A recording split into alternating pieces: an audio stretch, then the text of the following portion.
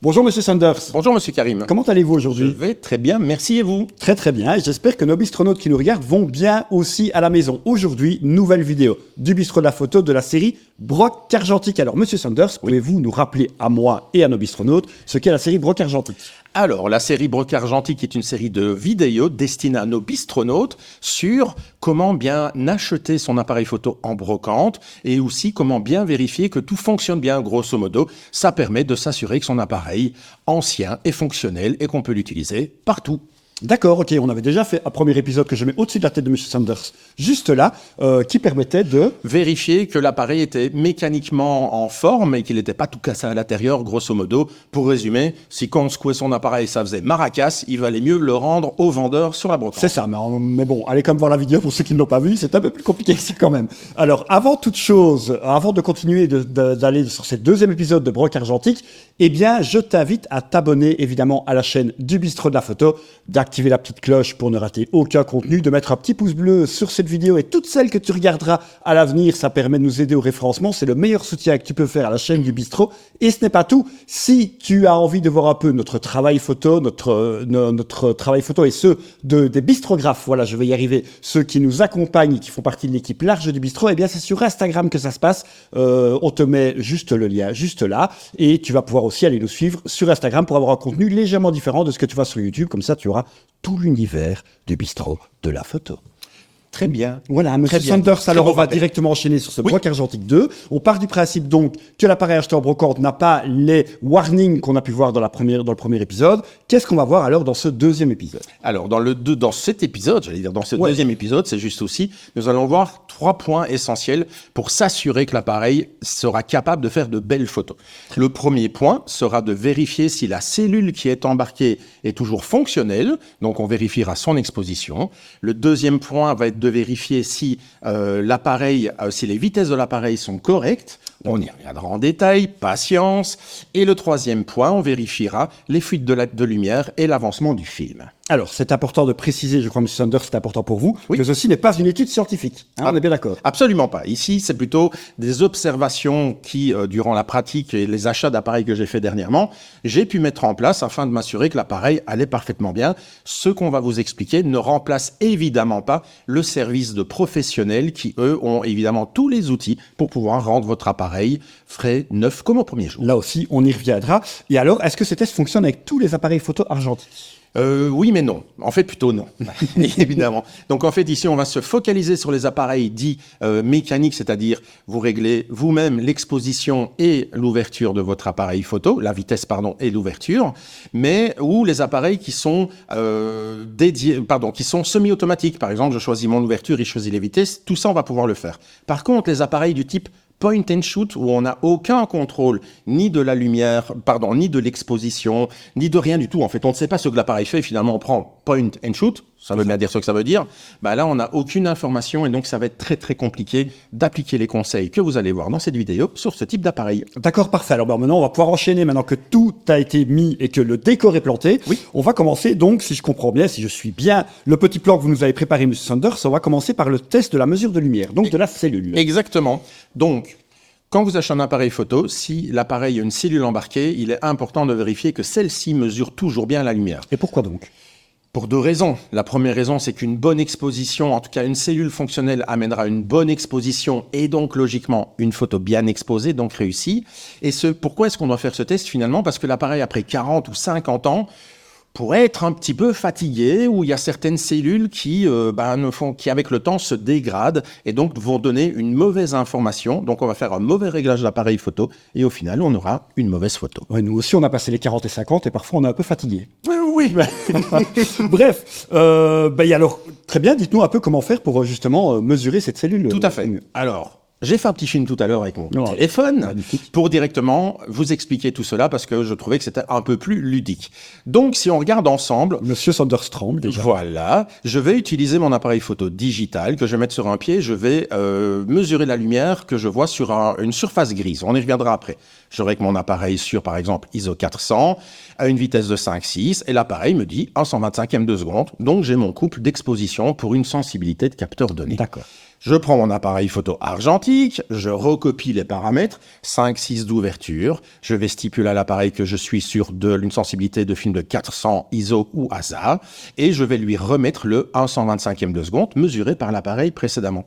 Et quand je vais regarder dans le viseur de cet appareil photo, on devra avoir une coïncidence entre l'aiguille de la mesure de la lumière et le petit rond qui vient vous montrer mon réglage. Là, je le bouge parce que je viens de changer simplement la vitesse de mon appareil. Donc, je répète, on prend son appareil, on trouve un mur gris ou un trottoir, une surface grise, parce que les appareils photo aiment mesurer la lumière sur le gris, D'accord. bien sûr.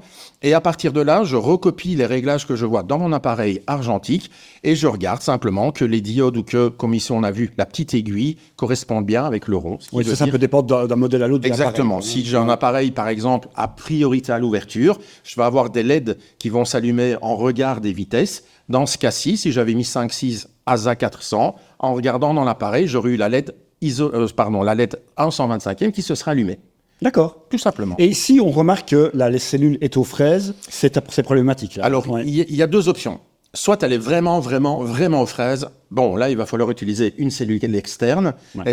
Et si votre appareil est lié à la cellule pour son calcul de vitesse, ça, c'est un vrai problème.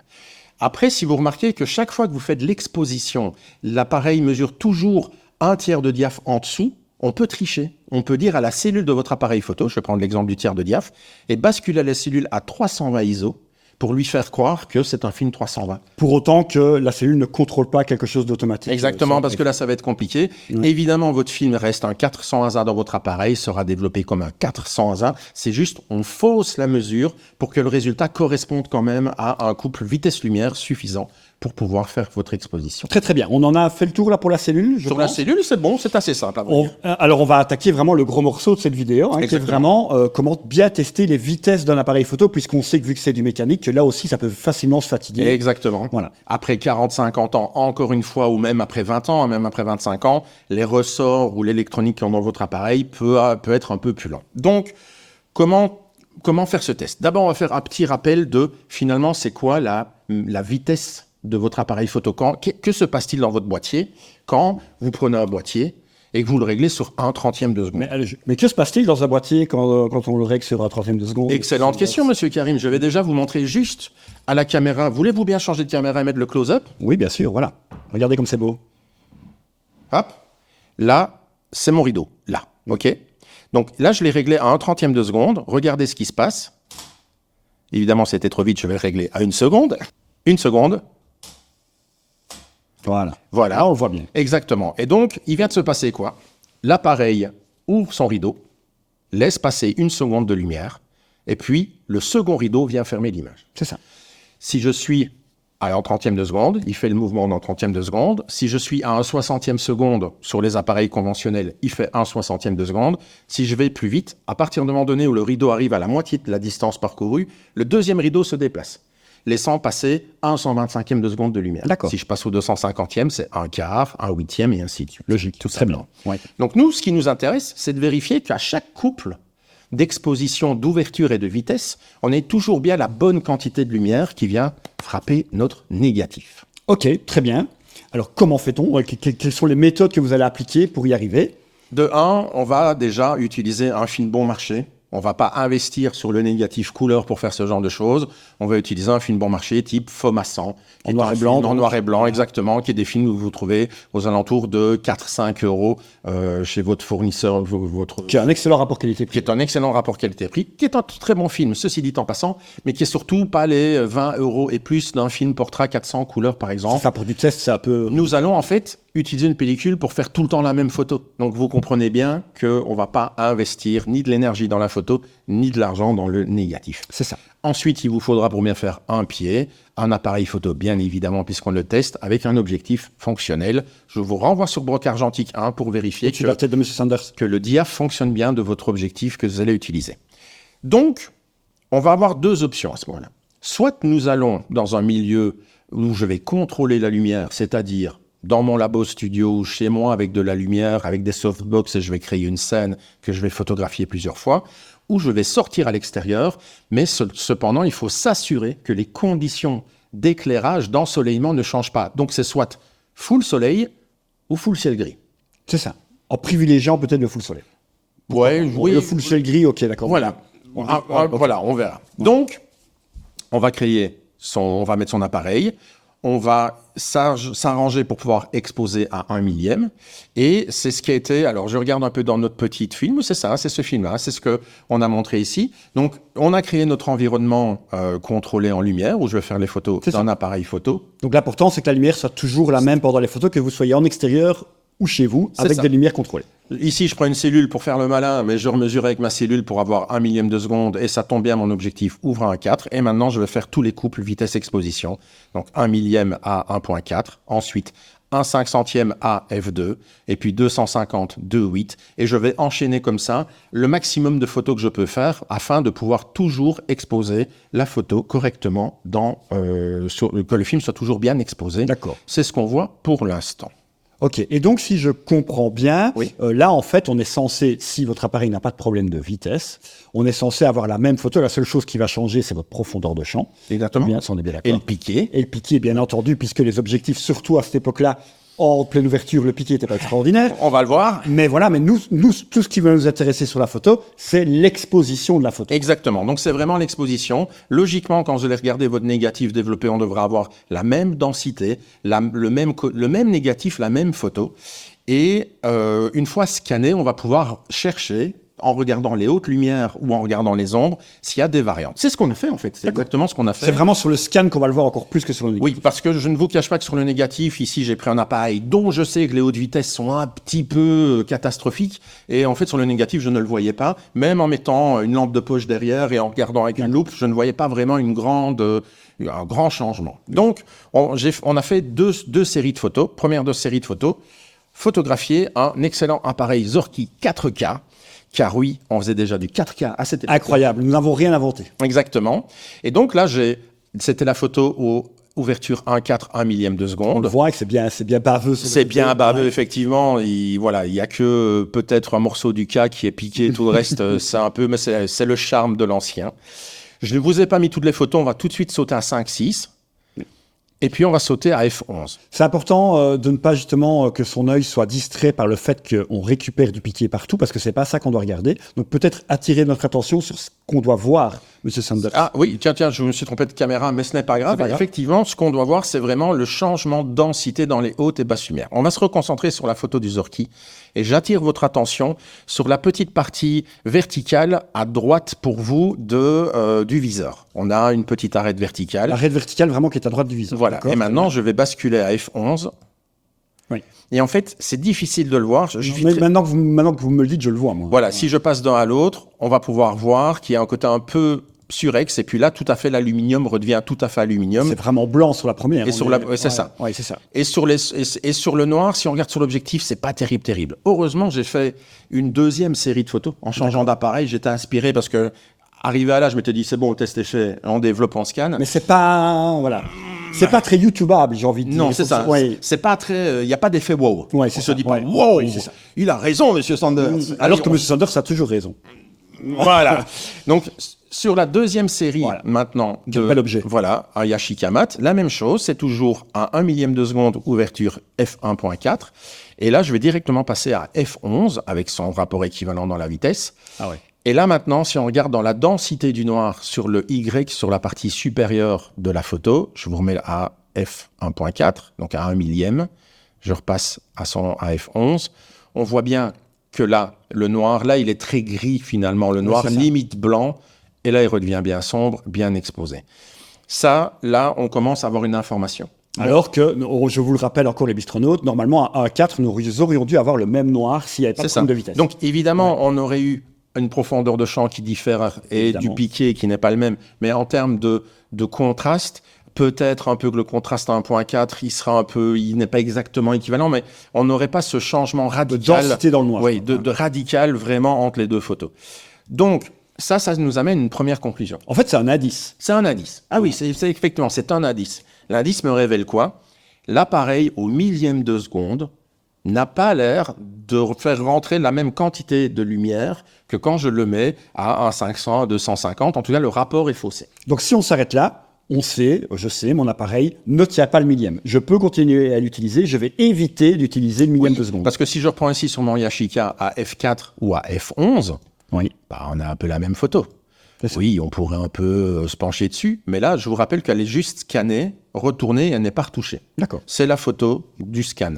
Et donc, oui, entre F4 et F11, on voit bien que, On peut faire confiance à l'appareil. oui, je ne sais pas, je connais pas sa vitesse, mais en tout cas, la photo est bien exposée. Ok. Et ça fonctionne. Donc, comme vous l'aviez dit, à 1 millième de seconde, cet appareil-là, qui est finalement cet appareil ici, que j'ai utilisé, bah je ne serais pas spécialement motivé de l'utiliser à 1 millième. C'est ça.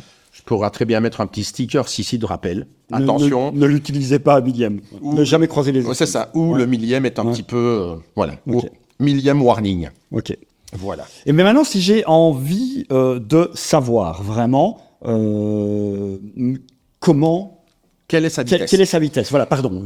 Avant d'arriver à ce point-là, D'accord. je vais, tant qu'on est encore dans la partie observation du négatif, vous parler de ce qu'on peut aussi voir une fois qu'on a son négatif en main. Ah, très bien. Ok. Donc, une fois que j'ai mon négatif en main, je vais en prendre un, juste pour l'exemple.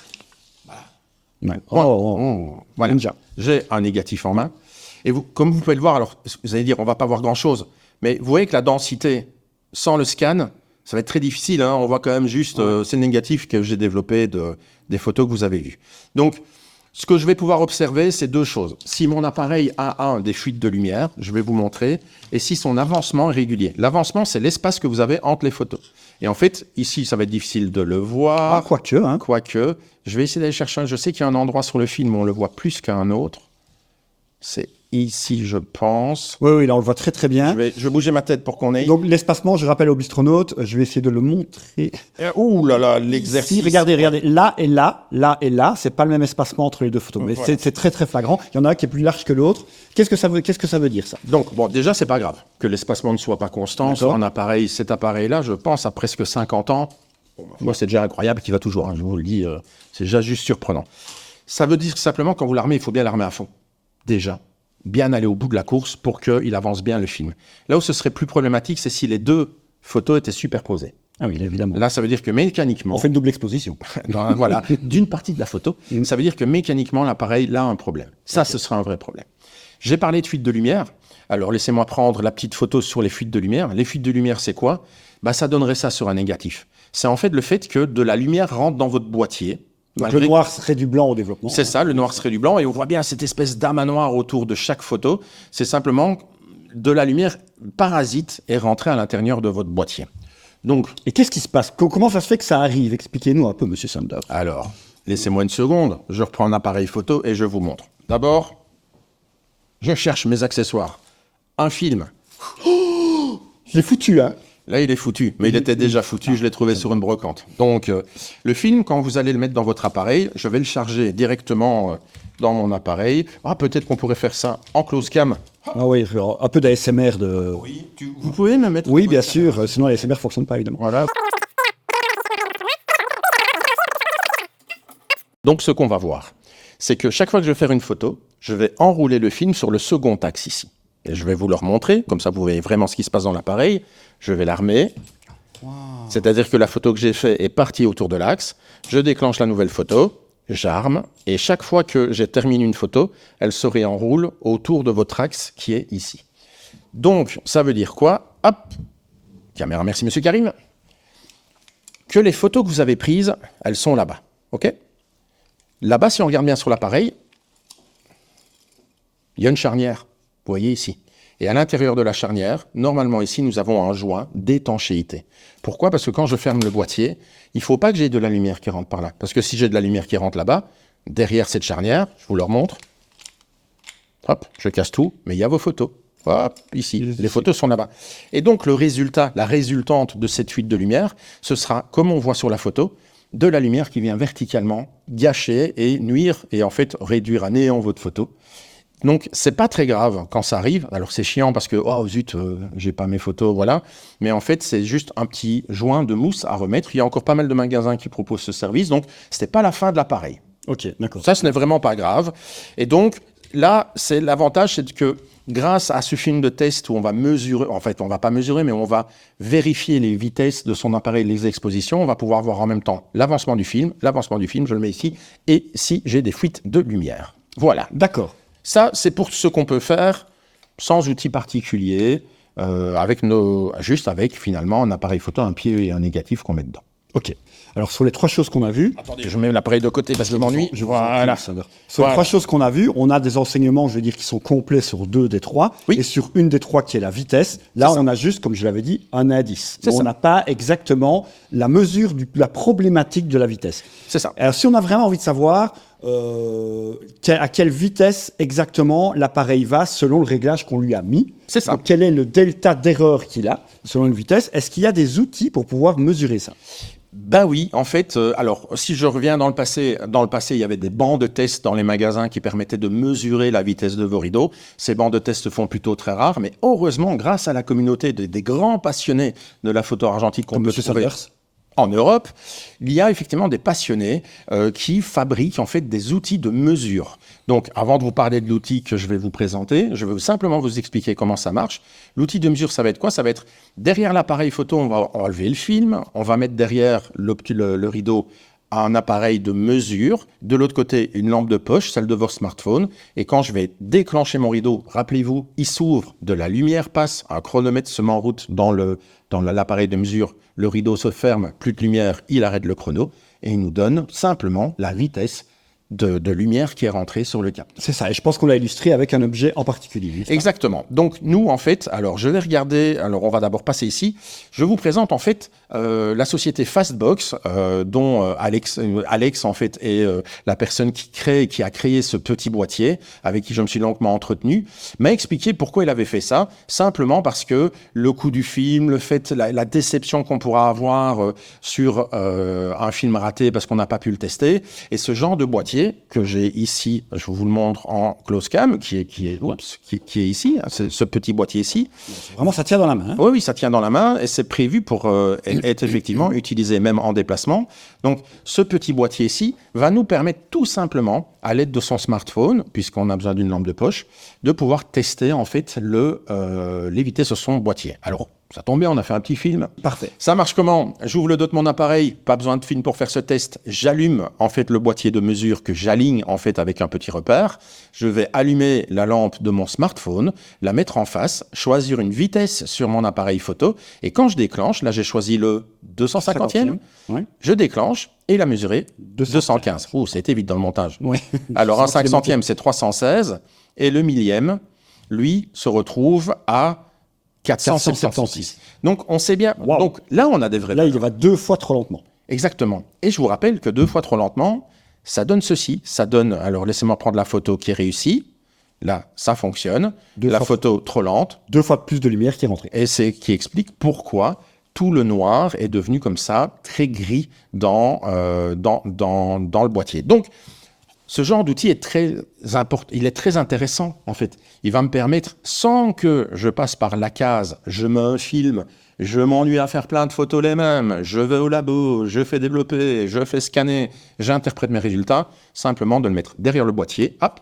On économise un film en plus. Et en fait, on économise un film. Attention, ça ne vous renseigne pas sur les fuites de lumière ou sur les problèmes d'avancement. Tout à fait. Mais ça vous permet quand même, avant d'aller à l'étape du film, de se dire, OK, le boîtier m'a l'air d'être quand même assez sain. Alors, je vais quand même vous dire mon étonnement. Ce boîtier, je l'ai choisi parce que je savais que ses vitesses étaient vraiment pas bien. Quand je vois le résultat final quand même si on me dit que le 500e est à 376 millisecondes, donc il y a quand même presque plus de 1/3 de lumière qui rentre dedans, je suis pas complètement... On peut constater que sur le film noir et blanc, en tout cas sur le film noir et blanc, on a une latence, on a une zone de tolérance, une latitude qui permet quand même d'avoir une photo qui est quand même exploitable, même quand on a trop de lumière qui est rentrée. Exactement. Sur du film noir et blanc, en tout cas, c'est tout à fait récupérable. Et donc, ouais. Le Fastbox que j'ai ici, dont je vous ai montré le site internet, on va le remettre encore un petit peu, je cherche, où est-ce que j'ai mis ça? Ici, voilà. Donc, Alex explique tout ça, en fait, le pourquoi du comment, pourquoi il a créé cet appareil, et donc voilà. Donc, c'est vraiment très, très, très facile et très accessible pour pouvoir justement tester soi-même à la maison, ou même directement en brocante. Moi, ça m'arrive maintenant quand je vais chercher un appareil photo, je le prends avec moi, je mesure quelques couples, je fais pas attendre évidemment l'acheteur sur toutes les ouvertures, mais j'essaie généralement mon 125e, le 30e et 1 millième pour voir un peu où je vais, en sachant que j'ai quand même un peu de latitude autour de moi et que même si ce n'est pas non plus un appareil de laboratoire, c'est vraiment un accessoire, ça va me donner un résultat assez pertinent pour me dire, OK, je peux sortir l'appareil photo au prochain repas de Noël de famille et faire de belles photos argentées. En fait, l'avantage, c'est que par exemple, si ma cellule ou mes réglages imposent de devoir aller à 1/500e, on sait qu'on va devoir régler l'appareil sur 1 millième. Si on met un petit mémo sur son appareil. Exactement. Voilà. Parce qu'effectivement, le boîtier, il fonctionne ici, en fait. l'appareil fonctionne. Ouais. C'est juste la vitesse est trop lente. Donc à ce moment-là, on peut réinterpréter les données, se dire mon 500e n'est pas terrible, mais le millième me donne un 500. Donc quand j'ai besoin du 500, je vais virtuellement utiliser le millième. Vous allez tromper votre appareil. Je vais tromper mon appareil, mais lui va pouvoir me donner le 500e derrière parce que mécaniquement, c'est la vitesse qu'il peut m'offrir quand je mets le millième. Et donc, on a un appareil qui est parfaitement utilisable jusqu'au 500e, c'est là qu'on peut le dire. Exactement. Et en fait, cet appareil ne va peut-être pas être utilisable pour les photographes de sport, par exemple. Exact. On le sait, le millième, il ne le tient pas. Je ne vais pas pouvoir figer un instantané explosif devant moi. Ce ne sera pas possible. Voilà. L'autre chose à faire attention aussi, tenez compte ceux qui utilisent des téléobjectifs, qui a quand même un rapport de longueur de focale avec votre vitesse. On dit que pour éviter le flou de bouger, c'est-à-dire le fait que moi je bouge quand je fais la photo, il est bon d'avoir le double de la vitesse de sa focale. Donc si j'utilise un 50 mm, j'ai besoin d'une vitesse de 1 centième à 1 125e. Ça tombe bien, ça le fait. Si j'utilise un 400 mm, par exemple, je vais avoir besoin de 1 800e. Et là, ça ne va plus. En tout cas, avec cet appareil. Ou d'un pied. Ou d'un pied. Voilà, c'est pour éviter le flou de bouger. Donc ça nous donne quand même beaucoup d'informations sur comment utiliser l'appareil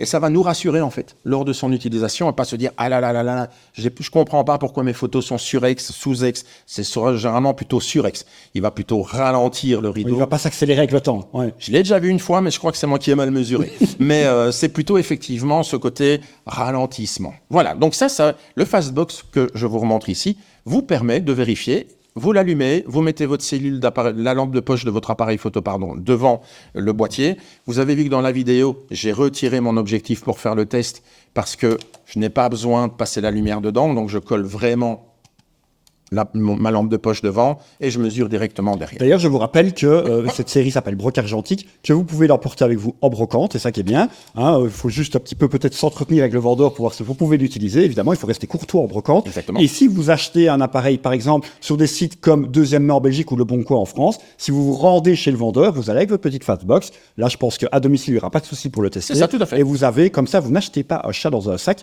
C'est pas pour ça que vous n'achèterez pas l'appareil, mais ça vous permet déjà de l'acheter au bon prix. C'est ça. Et ça permet de l'acheter en connaissance de cause. Et peut-être, pourquoi pas, renégocier le prix si vous voyez que le millième et le 500e n'est absolument pas disponible. Dire au vendeur, écoutez, votre appareil, il n'est pas finalement si fonctionnel que ça. Très très bien. Alors cet appareil, cet outil, on l'a trouvé vraiment très utile. Et donc M. Sanders s'est dit, mais ça doit franchement intéresser nos bistronautes. Certains bistronautes qui sont argenteux comme M. Sanders, ça doit vraiment les intéresser. Et donc M. Sanders s'est entretenu avec Alex, qui est le créateur de cette Fastbox, pour essayer de vous avoir un petit cadeau. Exactement, et le cadeau, c'est un code promo qu'on va vous mettre dans la description qui vous permet jusqu'au 31 décembre 2024 d'avoir 10% de remise sur le boîtier si vous passez la commande en ligne. Et là, c'est gratuit, c'est cadeau. Cette vidéo, comme je vous le rappelle, n'est absolument pas sponsorisée. Ah oui, donc nous, on n'a rien à gagner que vous achetiez le Fastbox, mais on en a été convaincu, en tout cas M. Sanders l'a été, et donc il vous a négocié comme ça cette petite réduction jusqu'à la fin de l'année 2024. Le code BistroBox, on vous le remet en dessous, et si d'aventure le code doit être modifié, il sera modifié en dessous de la vidéo. Oui. Voilà, Monsieur Sanders, je pense qu'on a fait le tour, là. On a fait le tour, exactement. En tout cas, merci beaucoup, c'était très instructif. Je me réjouis, moi, le photographe numérique que je suis, d'avoir de nouveaux cours ex cathedra comme celui-ci sur la photo argentique. Oui. Je me réjouis donc du prochain Broc Argentique. On se retrouve, nous, très vite pour plein d'autres vidéos et contenus sur Instagram et YouTube du Bistrot de la Photo. Merci à vous, les bistronautes, de nous avoir rejoints pour cette vidéo et pour toutes les prochaines. À très bientôt. À très bientôt, Monsieur Sanders. Salut, ciao.